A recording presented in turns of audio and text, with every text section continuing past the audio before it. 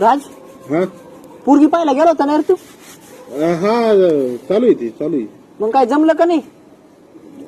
चालू होईल ना. अरे जे लवकर लग्न करून एक तर वय निघून चाललंय का नाही काही आहे का नाही? काय काय वय निघून चाललंय काय वय निघून चाललंय तुला माहिती आहे आता पुरीच्या अपेक्षा किती वाढल्यात. हा अरे जेव्हा पहिली पोरगी पाहायला गेलतो ना तेव्हा अरे जमल्यातच मधून तिथं एक म्हातारा उठलो आजोबा म्हणे भाऊ जमीन किती रे भाऊ तुला. म्हणलं हाय बाबा 39 गुंठे. ते नाही जमायचं. म्हणलं का बरं.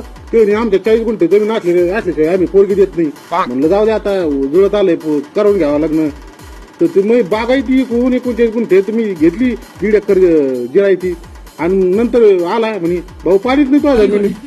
अरे म्हणलं अरे बाबा ढेकर तू म्हाताऱ्या मै सारी बागाची जमीन विकली मग काय करू आता. आणि हे सोड आणि दुसऱ्या पोरी जाईल एक पोरगी भेटली तर ते म्हणणे मला शहरात घर आपल्याला नवरा पाहिजे. अरे मी मग गावची जमीन आणि घर विकलं आणि शहरात घर घेतलं तर ते म्हणते नाही मला नगर मध्ये नाही लागत मला पुण्यात घर आपल्याला नवरा पाहिजे. अरे आमचं नगर काय मग खेळ आहे का. दुसरी पोरगी म्हणली मला व्यवसाय करणारी नाही आवडत मला सरकारी नोकरीवाला पोरगा पाहिजे.